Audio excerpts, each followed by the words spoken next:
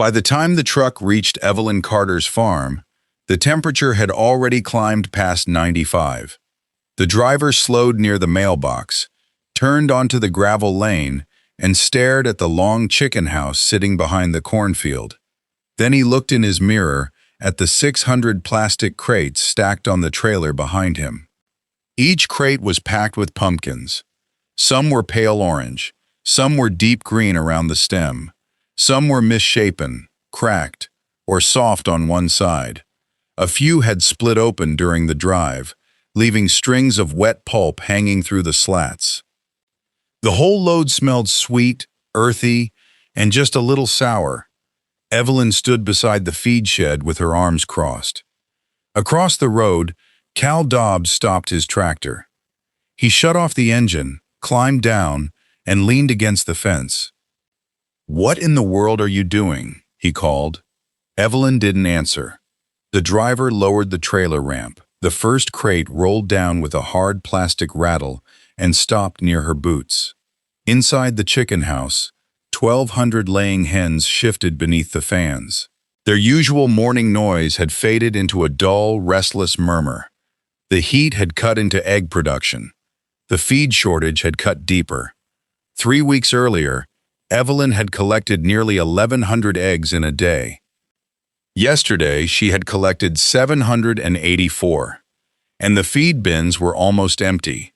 Cal walked closer to the fence. "You planning the biggest Halloween party in Iowa?" The driver laughed. Cal pointed at the pumpkins. "Those things are rejects. Half of them won't last a week." "I know," Evelyn said. "You spent your emergency money on garbage?" Evelyn watched another crate roll down the ramp. "No." Cal waited. She looked toward the chicken house. "I spent it on time." 3 days earlier, Evelyn had driven 42 miles to a produce packing facility outside Cedar Rapids. She had heard about the pumpkins from a woman at the farmer's market. A grocery chain had rejected an entire shipment because the fruit was too small, too crooked, too scarred, or too close to overripe. The pumpkins were still usable. They just weren't pretty enough for store shelves. When Evelyn arrived, hundreds of crates were sitting behind the loading dock under the afternoon sun. Bees circled the damaged ones. Forklifts moved around them without slowing. A warehouse worker watched Evelyn press her thumb against the rind of a pumpkin. "You opening a roadside stand?" he asked. "No." "School fundraiser?" "No." The second worker grinned. "Maybe she's building a pumpkin house." Evelyn ignored them. She checked the firm ones first. Then she opened several cracked pumpkins and smelled the flesh. Some were already turning. Most were not. The facility manager, Dennis Cole, came outside carrying a clipboard. "You're the one who called about the rejected load?" "Yes. You understand we're not sorting it for you." "I understand. And once it leaves here, it's your problem." Evelyn looked over the crates. "What do you want for all of it?" Dennis lowered the clipboard. "All 600 crates? All of them?" He named a price lower than what Evelyn normally paid for 1 week of commercial layer feed. She agreed before he could reconsider. That was when Grant Holloway stepped out of the warehouse office. Grant supplied feed to poultry farms across 3 counties. He also offered credit when farmers couldn't pay right away. He wore clean jeans, polished boots, and the kind of friendly smile that usually appeared right before a person mentioned interest rates. "I heard your regular mill shut down," he said. "Temporarily. That's what they're telling people." Evelyn kept checking pumpkins. Grant opened the leather folder under his arm. "I can deliver enough feed to get you through January." Evelyn looked at him. "No payment for 60 days, he continued. "After that, I take a fixed share from your egg contracts until the balance is cleared." "How large a share?" Grant turned the agreement around. The number was printed near the bottom of the second page. Evelyn read it twice. "You'd be taking almost everything left after labor and electricity, only until the account is settled." And if egg prices fall, then it takes a little longer. And if the hens stop laying, Grant's smile tightened. That's exactly why you need the feed. Evelyn closed the folder and handed it back. My father used to say a bad season could empty a barn, bad debt could take the land under it. Grant glanced at the rejected pumpkins. And those are safer? No, Evelyn said, but at least I can see when they start to rot. The workers laughed again. Grant did not. By sunset on delivery day, 600 crates covered the space beside Evelyn's feed shed. The pumpkins looked less like food than wreckage from a failed county fair. Cal Dobbs had already told 2 neighbors, the cashier at the gas station, and probably everyone at the diner. By morning, half the county would know that Evelyn Carter had spent her last emergency money on pumpkins nobody else wanted. What they didn't know was that she had never expected the pumpkins to replace chicken feed. She needed them to reduce pressure on the feed she had left. Nothing more. At sunrise the next morning, Evelyn chose 3 pumpkins from the first row. 2 were firm. 1 had a long crack near the stem. She rolled them to a small fenced section beside the main chicken house. 50 hens waited inside. They were part of her oldest laying group. At the center of them stood Ruby, a red hen with a pale comb and a missing patch of feathers near her tail. Ruby was 8 years old. She no longer laid every day, but she had survived heat waves, cold snaps, a fox attack, and 1 tornado warning that sent half the flock into a corner. Evelyn trusted her behavior more than she trusted most people's opinions. She split the first pumpkin with a short-handled maul. The shell broke open with a dry crack. The hens jumped back. Bright orange flesh glowed against the dusty ground. Seeds spilled between the 2 halves. For several seconds, none of the birds moved. Then Ruby stepped forward. She tilted her head, pecked once, and jumped back. The other hens watched her. Ruby pecked again. This time, she pulled loose a string of pulp. Within seconds, the flock rushed the pumpkin. Evelyn let them eat for less than 2 minutes. Then she removed both halves.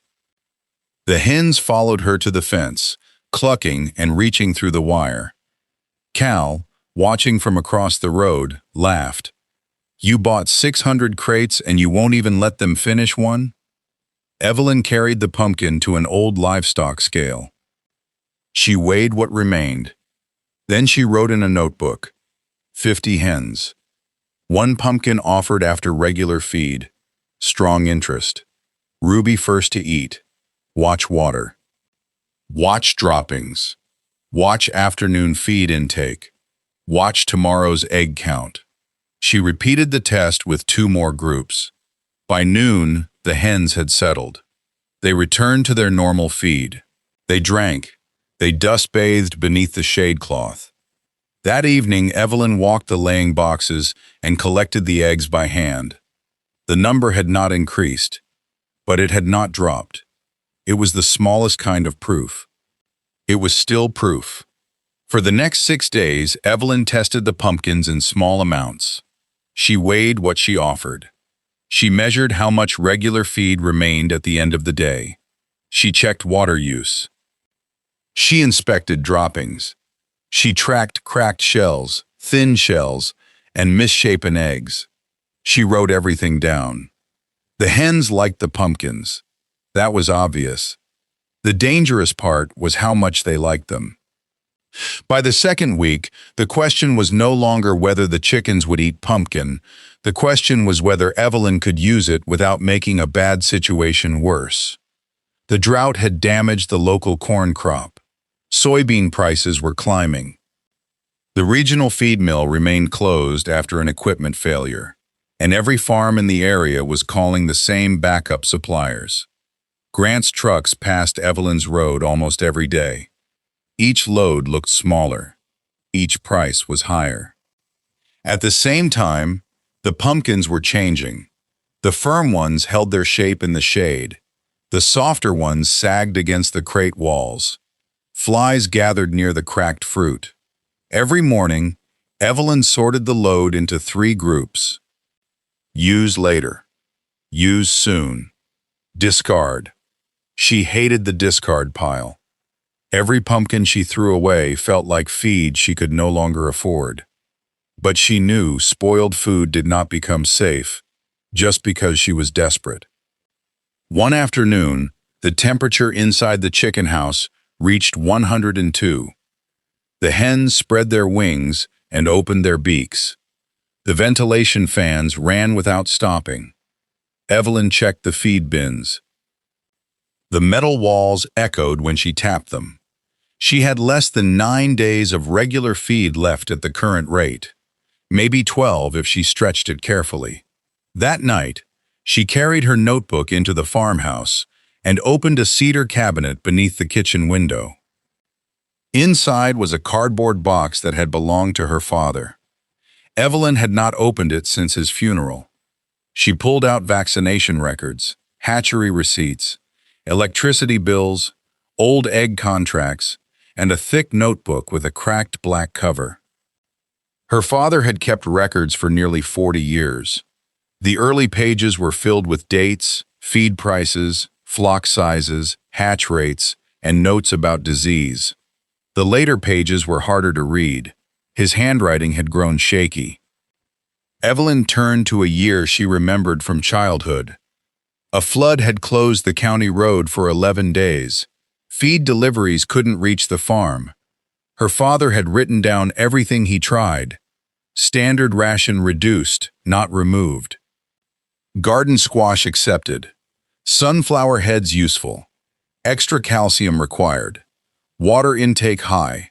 Wet food does not replace clean water. Do not change 3 things at once. Watch the flock, not the bucket. Evelyn read the last line again. Watch the flock, not the bucket. Her father had not found one magic ingredient. He had built a temporary system from several imperfect parts. The regular feed still provided the foundation. The garden waste added variety and energy. Crushed shell and limestone supported egg production. Water and ventilation protected the birds from heat. Observation connected everything. The system worked because no single part had been asked to do every job. Evelyn pulled her own notebook closer. She wrote one sentence beneath that day's numbers. Pumpkin is not the diet. Pumpkin is one tool. For the first time since the truck arrived, the 600 crates no longer looked like one giant answer. Each crate was a variable. Each flock was a test. Each egg was a signal. And that understanding should have made her more careful. Instead, 2 days later, she made the biggest mistake of the entire summer. The morning began hotter than expected. Before sunrise, the air inside the chicken house already felt heavy. The hens were eating less. The main feed bin was nearly empty. Evelyn stood beside the crates and counted the bags stacked in the shed. 23. That was all. She knew she should make changes slowly. She knew the pumpkin was only supposed to supplement the regular ration. She knew all of it. But fear can make a bad idea sound practical. Evelyn opened 12 crates. She split dozens of pumpkins and spread the pieces through the chicken house before the birds had finished their normal morning feed. The reaction was immediate. The hens rushed the orange flesh. They pushed, scratched, and climbed over one another. Seeds scattered across the floor. Pulp stuck to their beaks.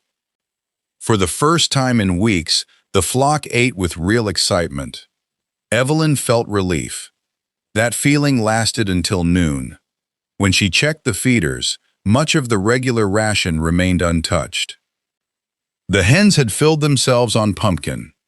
By late afternoon, droppings in several sections had become loose and watery. The next morning, egg production fell by nearly 70 eggs. More than 20 shells were unusually thin. One broke in Evelyn's hand when she lifted it from the nest. She looked toward Ruby. The old hen stood near the waterline, quiet and slightly hunched. Evelyn's stomach tightened. Grant's warning returned to her. Cal's laughter returned. The warehouse workers returned. For one terrible moment, she imagined walking into the chicken house the next morning and finding hundreds of sick birds because she had needed the pumpkins to work. She removed every remaining piece. She restored the regular feed. She refreshed the water lines. She checked the ventilation and mineral supplement. Then she sat inside the chicken house until dark. She wrote down the truth. Too much pumpkin. Offered too early. Regular feed intake reduced. Loose droppings. Egg count down. Thin shells increased. Ruby less active. No excuses. No softer wording. The following morning, Ruby walked to the regular feeder. She ate for several minutes. Then she drank. By afternoon, she was moving normally again. The flock began to settle. Egg production did not immediately recover, but it stopped falling. Evelyn had not discovered a miracle. She had discovered a limit. For the next 4 days, she offered no pumpkin at all. Then she started again. Regular ration first, pumpkin second. Smaller amounts, separate sections. No increases until the flock had shown stable behavior for several days. The younger hens received less because they rushed the food. The strongest laying group received careful portions after finishing their balanced feed. The weaker hens were watched more closely. Ruby remained with the oldest group. If Ruby ate regular feed, drank normally, accepted a small amount of pumpkin, and settled afterward, Evelyn knew the balance was close. If Ruby hesitated, Evelyn checked everything: water temperature, airflow, feed condition, mineral supply, the smell of the pumpkins. Within 2 weeks, the farm found a rhythm. Feed first, pumpkin second, clean water always. Observe before increasing, correct before repeating. Egg production remained lower than normal, but it was no longer collapsing. Evelyn wrote the number of usable crates on the feed shed wall. 512. 4 days later, she erased it. 463. Then 398. Then 276. The crates disappeared faster than she wanted. The feed bags disappeared with them. Cal stopped making jokes every morning. He still watched from across the road, but now he watched quietly. 3 nearby farms had already reduced their flocks. One had sold 600 hens. Another had canceled a school egg contract. Grant's trucks continued passing Evelyn's gate. Then, on a Thursday afternoon, the western sky turned green. Evelyn heard the weather alert on her phone. Severe thunderstorm. Extreme winds. Possible derecho. She ran toward the chicken house. The first blast of wind struck before she reached the door. Corn leaves flew sideways across the yard. The roof over the pumpkin storage area lifted 6 inches, slammed down, and lifted again. Evelyn pulled the main chicken house doors closed. Inside, 1,200 hens crowded away from the noise. The power flickered. The fans stopped. For 3 seconds, there was only wind, darkness, and the rising panic of the birds. Then the backup generator started. 2 fans came back. The third did not. Outside, metal screamed. A section of the pumpkin shelter tore free and vanished into the field. Rain blew sideways through the opening. Crates tipped. Pumpkins rolled across the gravel. Some split against the concrete. Others were crushed beneath falling boards. The storm lasted 27 minutes. It changed everything. When Evelyn stepped outside, the yard looked as though it had been hit by a train. One wall of the storage shelter had collapsed. The roof was half gone. Dozens of crates were upside down. Pumpkins lay broken in the mud. The heat returned almost immediately after the rain. Without the roof, the remaining fruit sat exposed beneath the afternoon sun. Evelyn began sorting. She opened damaged pumpkins one at a time. She smelled each one. Clean, firm flesh went into the use-soon pile. Anything sour, foaming, moldy, or contaminated went into the compost trailer. Cal crossed the road and helped lift a broken beam. Then he watched Evelyn throw away another pumpkin. "You can't afford to waste all that," he said. Evelyn pressed her thumb into the flesh. A sour smell rose from the crack. "I can't afford to make the flock sick." By sunset, the number on the shed wall had fallen from 176 usable crates to 61. The feed supply was nearly gone. One of the ventilation fans had burned out, and the replacement part would not arrive for 4 days. Headlights appeared at the end of the lane. Grant Holloway pulled in with a feed truck. The smell reached Evelyn before he stepped out. Corn, soy, dry grain, safety. Grant carried the same leather folder. "I heard about the storm," he said. Evelyn looked at the feed truck. "How much?" he told her. The price was higher than before. So was the percentage he wanted from her egg contracts. Grant placed the agreement on the hood of his pickup. "I can unload tonight." Inside the chicken house, the hens shifted beneath the remaining fans. Ruby gave a short, rough call. Grant offered Evelyn a pen. "No shame in changing your mind." Evelyn picked it up. For the first time, she studied the contract longer than she studied the flock. Grant pointed toward the truck. "That feed gets you through the next month. And the contract? That lasts until the balance is paid. How long will that be?" Grant did not answer directly. Evelyn looked at the signature line. Then Ruby called again. Evelyn set the pen down. "Give me until morning." Grant closed the folder. "By morning, this load may belong to somebody else." He drove away without unloading. The smell of fresh feed lingered in the yard after the truck was gone. Evelyn spent the night inside the chicken house. She checked the birds section by section. They were lighter than they had been at the beginning of summer. Their production records showed it. No notebook could hide that. But they were standing. They were drinking. Most were eating. And when the lights dimmed, the house settled instead of panicking.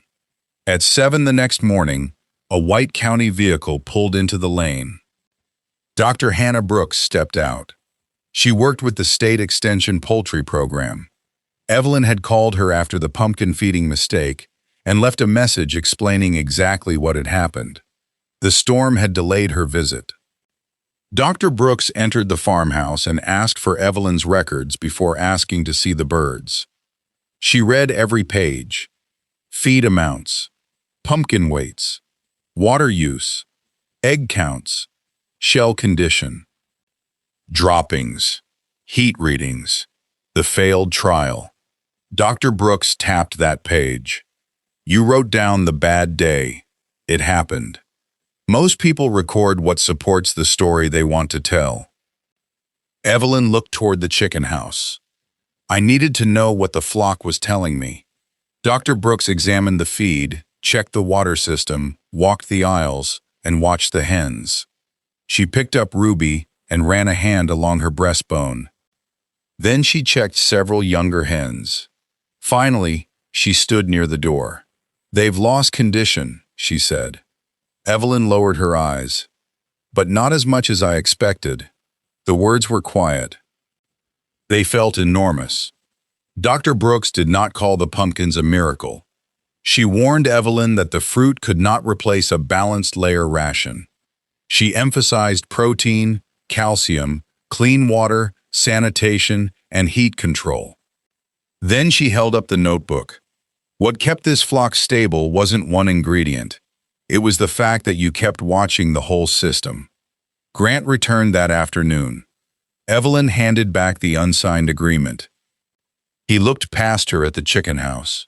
"You're still willing to gamble?" "No," Evelyn said. "I'm relying on what the flock has already shown me." The days that followed looked almost identical. Feed first. Pumpkin second. Water check twice daily. Eggs counted. Weak birds monitored. The number on the wall fell. 48 crates. 32. 21. 14. Evelyn calculated the smallest amount she could use without disrupting the flock. 14 crates gave her 6 days. On the 6th afternoon, Grant returned. This time, he had no feed truck. No leather folder. No contract. He stood beside the fence and watched the hens eat. They were lean. Nobody would have mistaken them for birds from an easy season. But they moved with steady legs. They ate without panic. Their production remained lower than normal, but the school and grocery contracts were still being filled. Grant nodded toward the pumpkins. People are saying those things saved your flock. Evelyn spread regular feed into a trough before opening the next crate. People like simple stories. Grant watched Ruby eat from the feeder. Only after several minutes did the old hen peck at the pumpkin. "What did you actually do?" he asked. Evelyn looked at him. Not what did you buy? What did you do? It was the first useful question he had asked. "I measured," she said. "I watched. I made a mistake, and I wrote it down. Could another farmer copy it? Not by copying one number." She pointed toward the chicken house.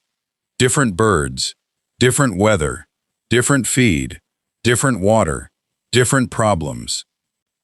Grant looked at the notebook in her hand. "So, what am I supposed to tell people? Tell them the full cost before they're scared enough to sign anything." He looked away. Evelyn tore several copied pages from the back of the notebook. The pages listed warning signs, observation categories, and questions to ask before changing a feeding plan. She handed them to him. "You can share these." Grant took the pages. "But don't call it a formula," she said. "A formula can make people stop paying attention." The final pumpkin crate was smaller than Evelyn remembered. Maybe everything looks smaller when it is the last one. She opened it on a cool September morning. 7 pumpkins remained inside. 2 were too soft. One smelled sour near the stem and went directly to compost. The other 4 were still usable. Evelyn split them after the hens had eaten their regular feed. She divided the pieces across several sections. The birds gathered without panic. Ruby pecked once, pulled loose a seed, and returned to the feeder. By noon, the final usable pumpkin was gone. The empty crate sat beside the shed. For the next 8 days, Evelyn continued without pumpkins. The system remained. She divided the remaining feed carefully. She checked every water line. She repaired airflow where she could. She removed spoiled material immediately. She watched the weakest hens twice a day. The notebook did not promise that the farm would survive. It only told her what to do next. On the 9th morning, Evelyn heard a truck on the county road. It turned into her lane, carrying a full load of feed. The regional mill had reopened during the night. Her regular supplier had filled the oldest contracts first. Evelyn stood beside the shed as the auger moved feed into the bin. The metal walls stopped echoing. Inside the chicken house, 1,200 hens shifted beneath the fans. Not all of them were laying. Not all of them were strong. But the flock was still there. The school contract was still active. The local stores still had her eggs on the shelves. The following year, Evelyn did not build her farm around pumpkins. She built relationships. She arranged seasonal pickups with produce packers, grocery warehouses, grain farmers, and local processors. Rejected food became one small part of a wider plan. Never the foundation, never the entire answer, only one tool among many. Cal helped rebuild the storage shelter that fall. He never apologized for laughing. He didn't need to. Grant began giving customers clearer loan summaries and started referring struggling farms to the extension office before offering credit. On the shelf inside Evelyn's farmhouse, her father's black notebook sat beside her own. The final entry filled half a page. 600 crates of pumpkins did not save 1,200 hens. They gave us enough time to stop looking for one thing that could save everything. The pumpkins ran out. The system did not.